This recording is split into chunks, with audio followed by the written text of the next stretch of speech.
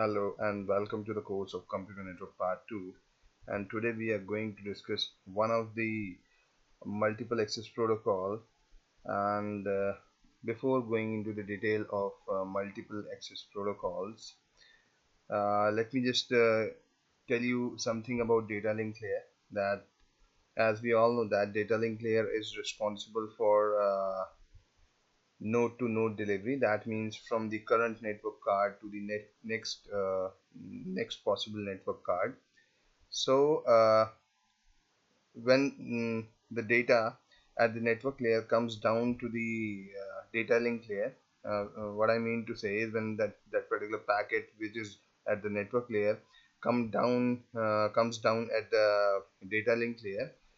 Data link layer uh, may find two types of links. One of them are between router to router, that point to point links. Point to point links means when two routers are connected with a single link, that is point to point link, and those links are fully duplex in nature. So both the routers which are connected with a single link can send the data at any time. There will be no collision because that link is point to point link and it is fully duplex. So at a time, if both the routers have data to send, they can send their data, and they can make sure that that data won't collide because they have a separate way to reach to the destination. But when it comes to local area network, where your link may have n number of nodes connected, those links are called multi-point links, where single link is shared by n number of nodes.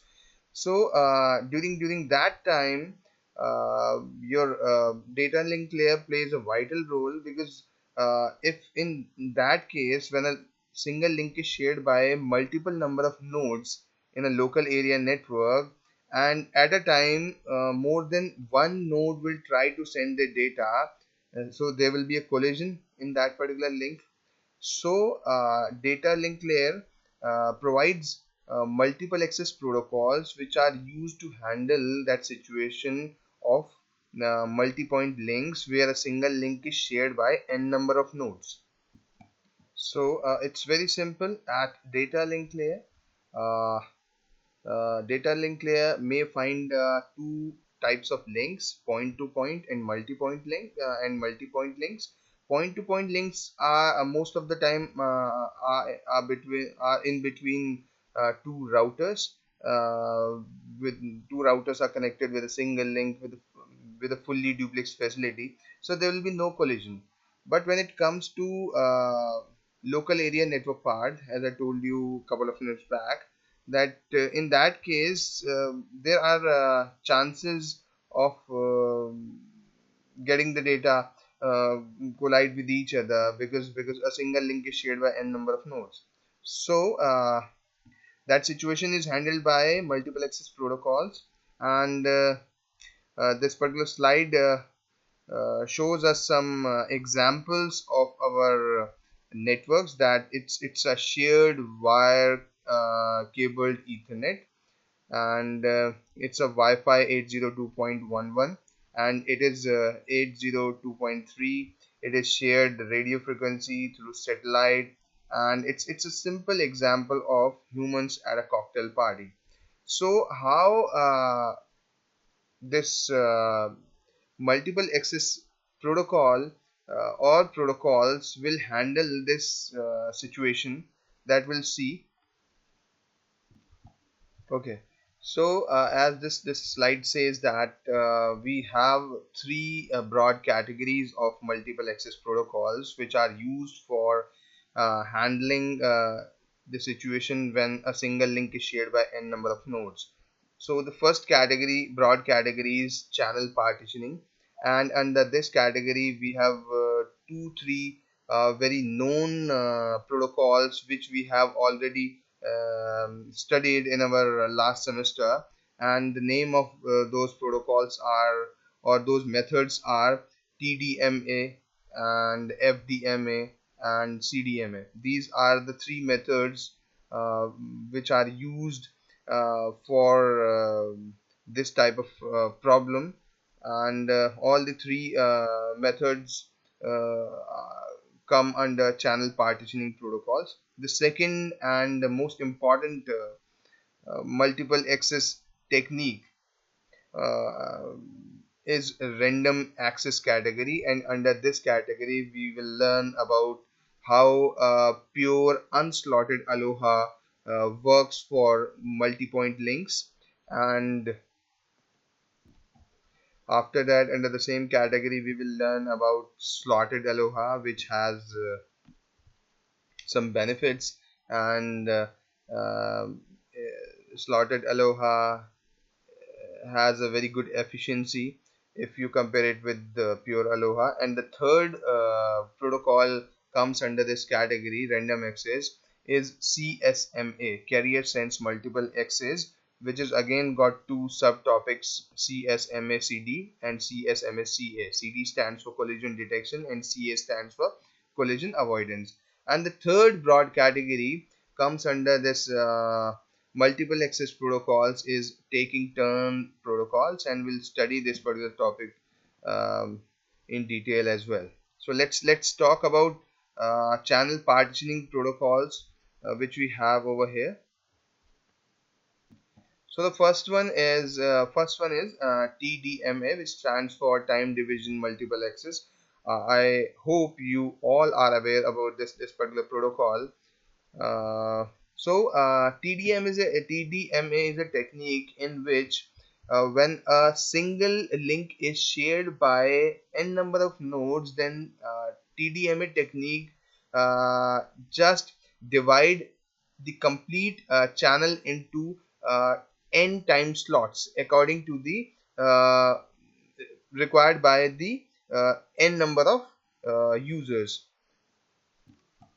Let's take an example which is shown in this particular slide, that if you have 6 users, example 6 station LANs, if a single link is connected with 6 nodes, then what this TDMA is going to do, time division multiple access, will divide the whole time access into 6 time slots and provide each and every slot to a specific user, that this particular time slot is used by node number 1, this particular time slot is used by node number 2, this particular time slot will be used by node number 3, and so on till the 6th node. And again in a round robin fashion, uh, turn for the node number 1 will come again and again for the second, third, fourth, and fifth. So, uh, according to time division multiple access, whatever number of users we have who are going to share that particular uh, link, we have to divide our time access into time slots, and we provide the complete frequency of that link to a particular user for a particular time slot. And that's how we manage the multiple access situation through this particular protocol. And it's very easy to understand and apply this technique. The second one is frequency division multiple access, and unlike TDMA, in this particular technique, what we do, we divide our frequency spectrum into n number of frequency bands. Instead of dividing in time access into time slots, what we do, as it says, a link is shared by 6 stations or 6 nodes, then what we'll do, we will divide our complete frequency band into 6 frequency bands, 1, 2, 3, 4, 5, 6, and this particular frequency band will be given to user number 1 or node number 1 for the complete time. Unlike TDMA, in TDMA we provide the complete frequency to node number 1 for a particular time slot, but in FDMA we provide uh, a frequency band for the whole time to a particular user. So user 1 will use this band, user 2 will use this band, user 3 will use this band, and so on. So that is how it works. So in TDMA we divide the time axis into n slots, um, uh, according to the number of users which are going to use that particular link. And in FDMA what we do, we divide the complete spectrum into frequency bands and provide these frequency bands to a specific user for the complete time period. So that is how these two techniques work for channel partitioning, media access control, or multiple access, for multiple access. So that is how these two techniques are gonna work.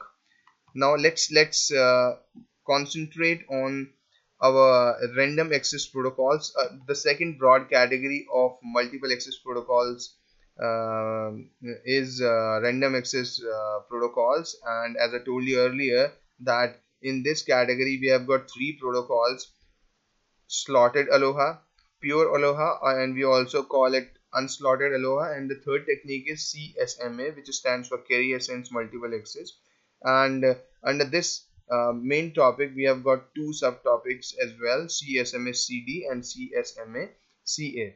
So random access protocols are nothing but it says whenever you have a data to send, you have to send the data without dividing your time axis, without dividing your frequency spectrum into frequency bands. So let's understand what how random access protocols are going to handle multi-point links. When a single link is shared by n number of nodes, how random access protocols are gonna handle the situation. So let's understand pure ALOHA first, which is also called unslotted ALOHA.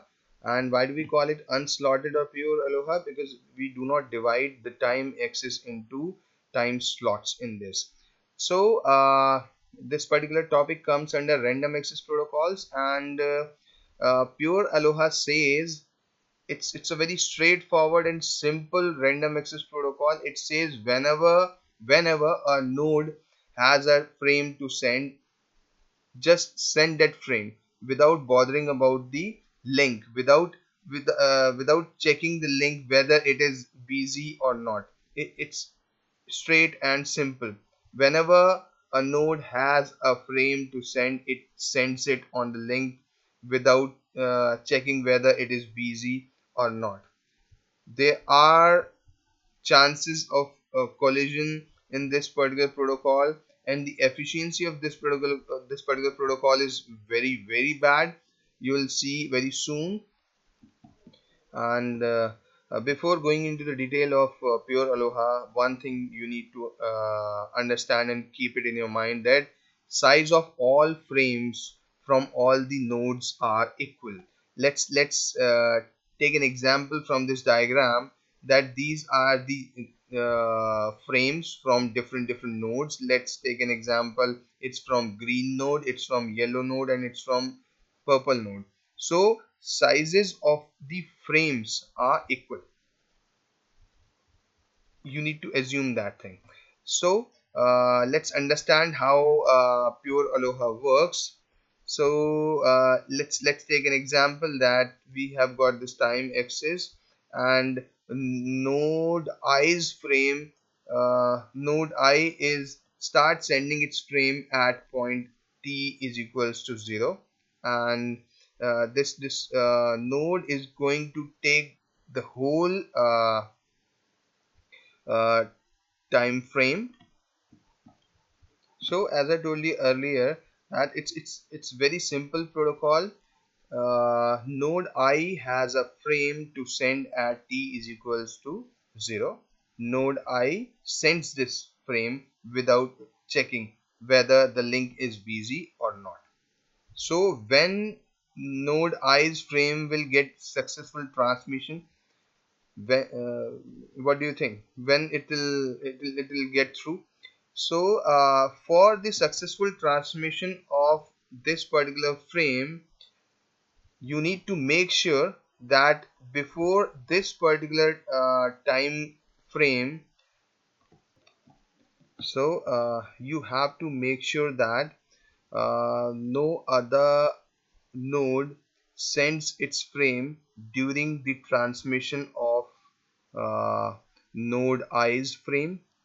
What I mean to say is, during this time frame, no other except node I should try to send its frame, because it's gonna collide with node i's frame. If any other node tries to send the data at this moment of time, when node I starts sending its frame, and you have to make sure during the whole time frame no other node should try to send its frame. And one more important thing is that no other node except node I, as it has already started sending its frame at t is equals to 0. So you have to make sure that no other node should try to send its frame in the previous time frame as well. Otherwise, if any other node tries to send its frame in the previous time frame, then what will happen? If any other node tries to send its frame after t0 minus 1, after this particular point, then its last bits will collide with the starting bits of this particular frame. As you can see, this is the same time and both the frames are overlapping with each other, and this is called collision. So that is the main thing you need to make sure for the successful transmission of a particular frame in pure Aloha.